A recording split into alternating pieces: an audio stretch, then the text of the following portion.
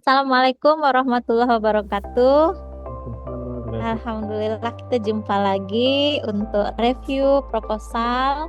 Di sini sudah ada satu template milik Mas Wilbudin ya.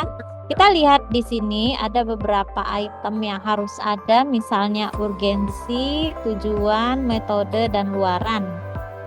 Nah, sepertinya di sini lompat. Dia langsung ke tujuan. Padahal ada urgensi yang harus disampaikan terlebih dahulu. Urgensi ini bahasa lainnya sih menurut Bu Widya Maya, latar belakang mengapa ini penting untuk dibahas gitu. Jadi paling 2 kalimat tapi bisa menggambarkan intisarinya. Nah, ada juga reviewer yang mengatakan kemarin ke Bu Widya, di dalam urgensi itu ada gap yang terkandung. Ya, apa yang menjadi gapnya di penelitian ini sehingga terlihat kebaharuannya. Nah, itu informasi terkini. Kalau dulu enggak, kalau dulu itu cuma bilang latar belakang atau pentingnya penelitian ini dilakukan gitu kan. Nah, baru setelah itu masuk ke tujuan. Untuk mengembangkan alur informatika berbasis deep learning melalui platform Moodle. Untuk meningkatkan kompetensi global siswa kelas 8 SMP khususnya dalam pengembangan 6C. Ini 6C. Nah, berikutnya metode. Nah, di sini terbalik sepertinya nih. Pembelajaran informatika yang konvensional seringkali terfokus pada aspek teknis. Harusnya ini yang di atas. Ya kan? Gapnya apa? Kita melihat kondisi sekarang yang masih konvensional, padahal ada di depan mata kita informatika yang sudah canggih gitu kan, yang berbasiskan IT. Ada lagi istilahnya sekarang deep learning. Ini tinggal dibalik saja Mas. Ini ke atas, kemudian baru tujuan dan metode. Metodenya di sini. Karena memang dia ringkasan, maka ini dia tidak terputus. Ini naik ke atas. Dia satu rangkaian paragraf yang terdiri dari kurang dari 300 kata. Jadi ini nanti kalau di Word itu bisa dibolkan, terus dilihat gitu ya berapa kata itu biasanya tertulis di pojok kiri laptop kita. Wah, ada nih 300 atau lebih. Kalau lebih dipangkas lagi. Metodenya RND-nya model siapa? Ini belum ya tergambarkan nih. Kemudian siapa yang menjadi subjeknya? Bagaimana cara menganalisis data? Itu hal-hal yang biasa terkait dengan metodologi penelitian. Luaran yang ditargetkan, terciptanya alur pembelajaran informatika yang efektif. Nah, ini masih sangat general. Tercipta, efektif. Di dalam luaran itu biasanya langsung ke sasaran. Apa luarannya? Artikel, jurnal ilmiah, Scopus Q3 atau artikel dalam jurnal ilmiah Sinta 3. Nah, itu. Dan penting juga kita menuliskan nama jurnalnya. Sinta 3-nya apa nama jurnalnya? Teknologi pendidikan gitu ya. Webnya www ini.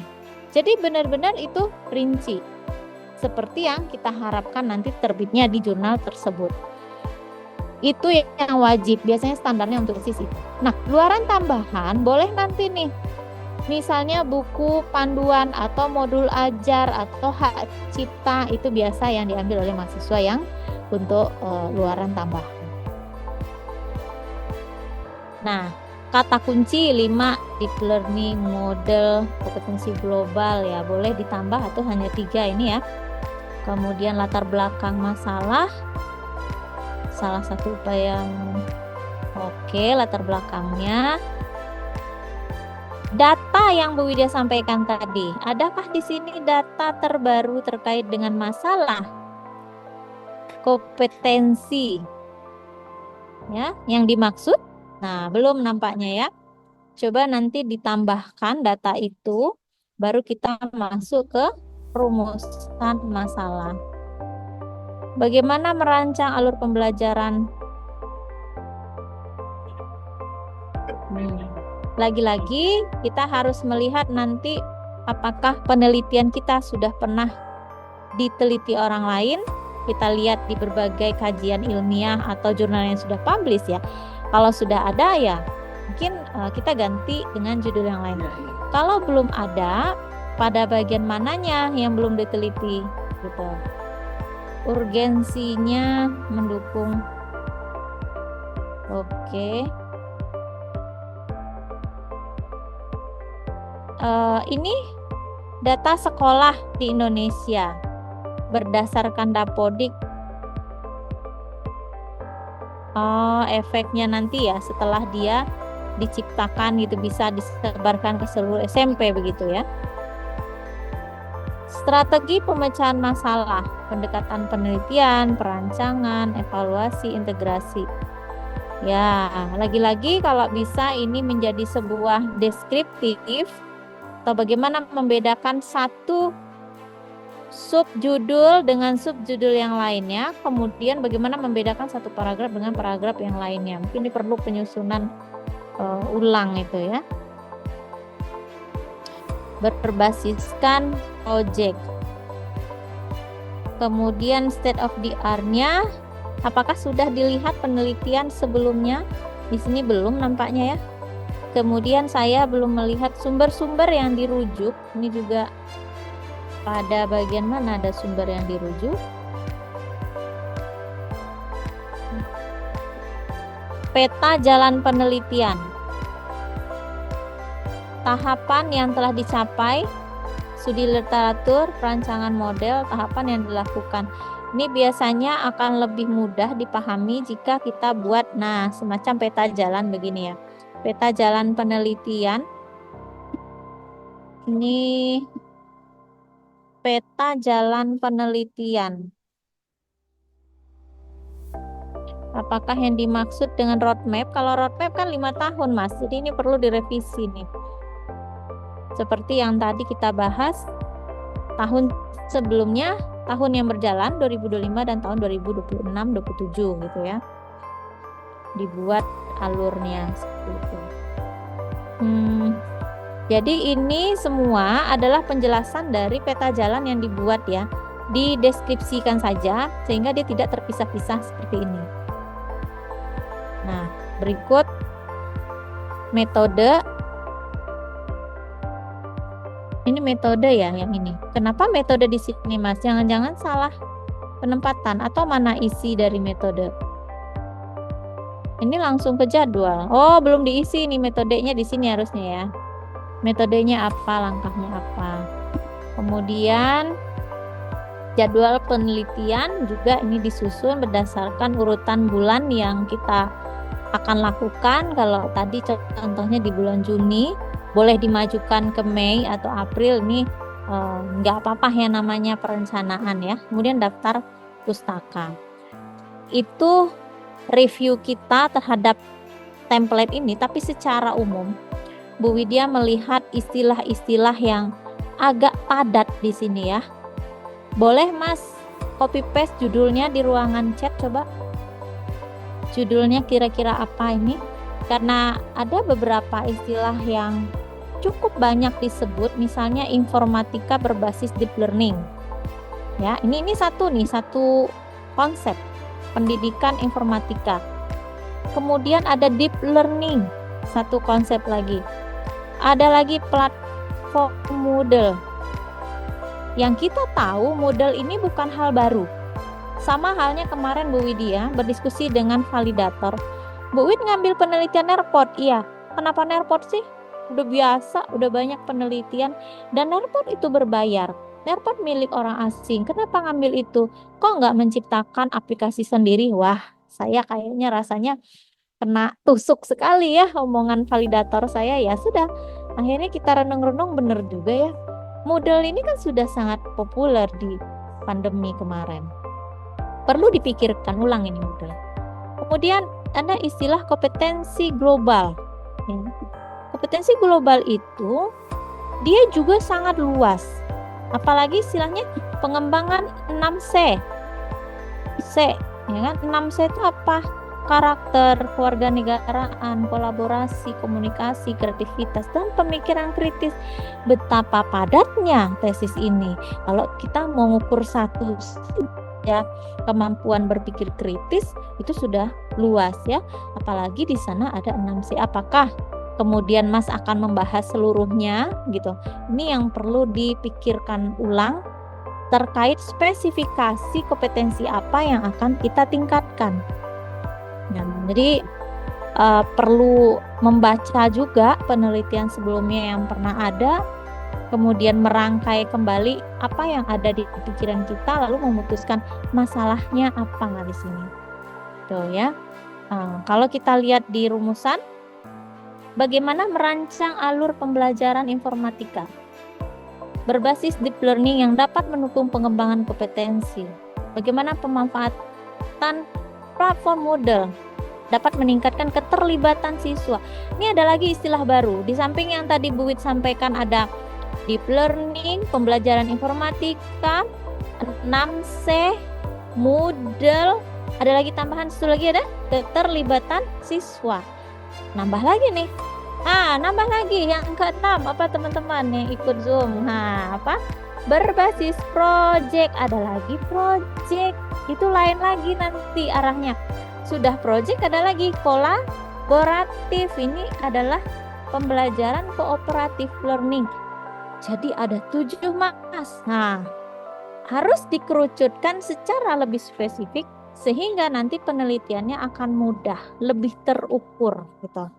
Kalau boleh Bu Widya sarankan, karena memang sekarang ini deep learning sedang dicari informasinya dan hal yang baru menurut kita sih hal baru ya. Sebenarnya sudah lama ya, sudah ada di Australia, di Eropa sana.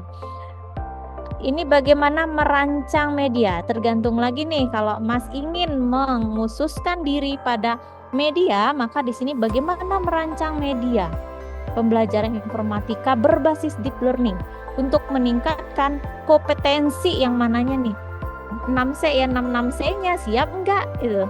Kalau siap nggak apa-apa ya. Bagaimana merancang media pembelajaran informatika berbasis deep learning untuk meningkatkan kompetensi 6C gitu ya. Nah, ini di ruangan chatnya sudah ada nih tulisan judul. Boleh teman-teman ikut melihat ke obrolan rapat di Zoom ya. Judulnya pengembangan model pembelajaran deep learning berbasis Moodle untuk meningkatkan kompetensi global siswa dalam mata pelajaran informatika kelas 8 di SD. Oke, pengembangan model pembelajaran deep learning. Ya. Nah, di dalam judul ini kompetensi global siswa itu apakah memang dikhususkan untuk 6C begitu? Nah, Mas Gulbudin mau bicara, boleh konfirmasi ke Ibu. Apa 6C-nya semua? Sementara awalnya baru 6C itu Bu. Oke, karena belum mendalam, mungkin nanti akan dicoba dikaji lagi untuk 6C-nya. Ya, perlu dikaji lagi apa mau 6C-nya atau ngambil satu saja. Kemudian yang tadi Ibu bilang Moodle, kenapa Moodle? Apa nggak ada yang lain? Atau kita menyusun aplikasi baru yang mungkin mirip tapi karya kita sendiri gitu. Itu PR karena saya baru dapat infonya juga dari kemarin. Baru aja gitu. Kenapa milih Moodle? Karena lebih mudah untuk di custom Bu. Jadi Moodle-nya itu nggak plug Moodle gitu. Nanti akan ada customisasi dari sayanya. Oh begitu, oke. Ada modifikasi custom dari kita sebagai peneliti, oke. Itu juga bisa menjadi satu hal kebaharuan ya. Namun perlu kita yakinkan diri kita bahwa penelitian sebelumnya tidak ada yang persis sama dengan yang akan dirancang oleh Mas, itu aja. Kalau memang model mau dipakai, pastikan itu supaya kita nanti dapat kebaharuannya ya kan. Deep learning, oke, deep learning di pengembangan model pembelajaran. Deep learning ini model pembelajaran apa pendekatan? Nah, ini jadi PR juga nih ya. Pendekatan saja atau model atau metode atau apa yang Mas maksudkan? Deep learning ini otomatis harus baca. Nah, ya kan? Untuk meningkatkan kompetensi global. Nah, jadi ini masih bisa berkembang ya masih bisa kita diskusikan ulang terkait dengan spesifikasi apa sebenarnya subjek yang mau kita teliti gitu. Mata pelajaran oke lah ya. Walaupun sebetulnya tidak wajib mencantumkan mata pelajaran juga di dalam judul, karena apa? Harus jangan sampai 14 kata lebih gitu. Jadi perlu diatur kesesuaian judul itu, jangan melebihi 14 kata-kata. Begitu mungkin Mas Bulbudin ya. Nanti sesi berikut kalau Mas sudah membaca sedikitnya meyakinkan kita, meyakinkan diri sendiri juga, yang mana nih kemampuan yang akan ditingkatkan. Kemudian apakah deep learning ini yang dipahami oleh Mas adalah model pendekatan atau metode, dan modifikasi modelnya itu seperti apa. Nah, rancangannya mungkin kita rahasiakan ya, model seperti apa yang di custom begitu. Tapi setidaknya di dalam proposal ini, di bagian tahapan penelitian atau metodologinya nanti sudah ada bentuk rancangan awal model custom itu. Custom model gimana membahasakannya itu ya. Di bagian metode ini nih, ini kan kebetulan belum ada isinya nih. Nah, di sini kan nanti kita memakai metodologi. Metode yang digunakan dalam penelitian ini adalah riset pengembangan model EDI misalnya. Pada tahap D kita kan mendesain. Nah, apa desain modelnya? Itu sudah harus ada gambarannya walaupun tidak rinci. Itu di bagian sini. Ya, menurut Mbak Disti itu pendekatan pembelajaran si deep learning. Nah, kalau pendekatan pembelajaran berarti dia bisa saja melekat pada semua proses pembelajaran. Nah, begitu kajiannya kira-kira. Mesti didudukkan persoalannya ini. Coba kita kembali ke rumusan masalahnya. Yang paling memungkinkan ya yang tadi Bu Widya sampaikan. Kalau memang ini media, berarti pengembangan model pendekatan. Nah, ini karena model pendekatan ini belum clear oleh Mas Bulbudin ya, kita tunggu ya Mbak Disti ya. Saya pendekatan harus narasumbernya. Pendekatan. Yeah. Nah, harus dikaji secara mendalam dulu baru kita bisa menyimpulkan itu. Tapi alternatif untuk saat ini yang Bu Widya pikirkan ini ya, tapi tidak harus dan tidak wajib. Bagaimana merancang media model berbasis deep learning. Jadi deep learningnya itu yang menjiwai ke modelnya gitu. Di dalam model-model itu ada karakteristik deep learningnya gitu ya. Untuk meningkatkan kompetensi global. Nah, globalnya apa? Mau global atau kompetensinya kreativitinya aja? Mau kolaborasinya aja? Boleh dispesifikan. Mau 6C-nya boleh. Untuk meningkatkan kompetensi 6C. Kalau kita sudah buat satu judul, maka istilah itu kita gunakan secara konsisten di semua kalimat setelah kita bicara di paragraf 1, 2, dan seterusnya sampai habis. Kita konsisten kita ngomong, jadi tidak berubah-ubah. Itu barangkali ya Mas ya, alternatif judul dan alternatif rumusan masalahnya. Bagaimana merancang media model berbasis deep learning untuk meningkatkan kompetensi 6C di SMP apa ya. Kalau kita tidak menyampaikan merek SMP-nya nggak apa-apa. Di sekolah menengah pertama. Nah, itu lebih enak tuh. Karena apa? Kita ini standar nasional. Proposal kita dibaca oleh seluruh orang Indonesia, maka kalau bisa sih tidak membawa nama-nama yang spesifik lokal gitu ya.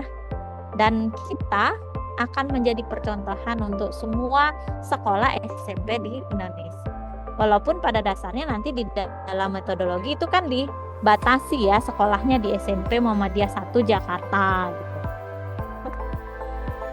Oke, ternyata ada yang join Ibu belum klik. Gimana Mas Bulbudin? Ya Bu, sudah cukup tercerahkan.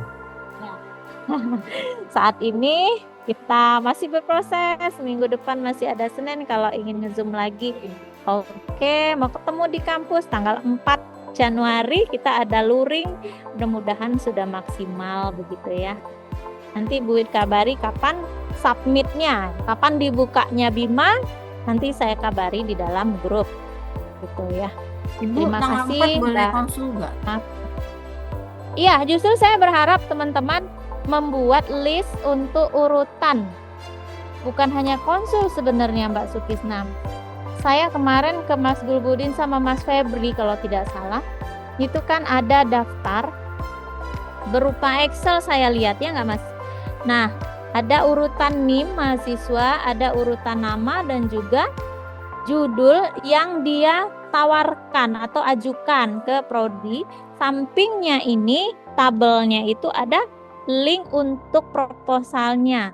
Bahkan Bu Widya punya ide di samping link itu Mas Gulbudin bisa tambahkan lagi komentar kaprodi.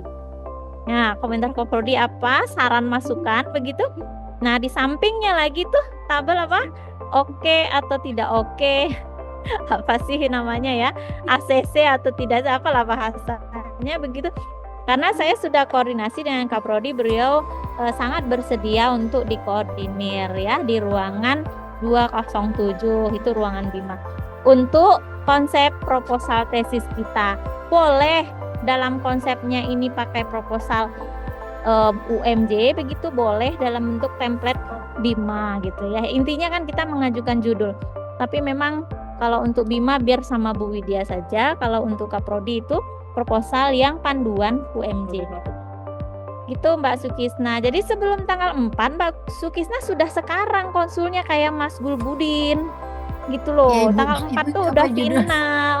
Khawatir kayaknya abis hari ini aja saya berubah lagi judul. Lah. Banyak Ibu, nih idenya. Apa namanya Bu, kalau kayak pakai kalimat meningkatkan kompetensi global berarti kan harus ada pengukuran before dan after dari kompetensi itu. Jadi pasti pakai instrumen banyak ini kalau kompetensi global ya Bu ya.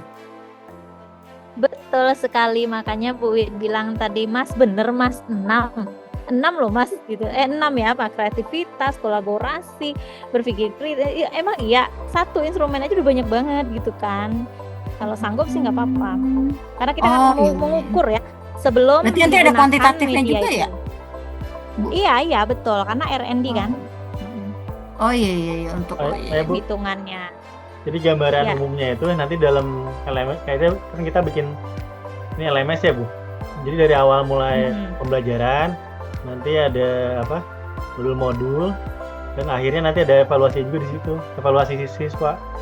Jadi itu maksudnya apa Bu kayak gitu? Jadi alur pembelajaran. Iya, sama seperti yang Bu Widya kembang. Media lebih ke media Moodle-nya kan. Pengembangan media Moodle berbasiskan deep learning begitu. Cuma ya itu yang Bu Widya sayangkan, mungkin memang kapasitas kita, kemampuan kita saat ini memang menggunakan alat orang ya. Bu Widya sendiri kemarin kan pakai Nerpot kan Mas. Ya sudah nggak masalah. Apalagi kita kan S2 tesis itu nggak masalah sih, pakai Moodle, pakai Google Classroom, pakai apa aja boleh. Soalnya saya lihat di Scopus juga yang Moodle deep learning cuma ada satu. Oh ya, itu masih memungkinkan berarti itu Mas. Orang Jepang deh nggak salah, dia bikin tentang musik gitu, musik deep learning lewat Moodle. Deep learning lewat Moodle. Iya, jadi kan yang Bu Widya bayangkan pemikirannya Mas Gulbudin ini ada model nih, ya kan, Mas custom tuh. Di dalamnya ada unsur pembelajaran yang berbasis deep learning, begitu kan?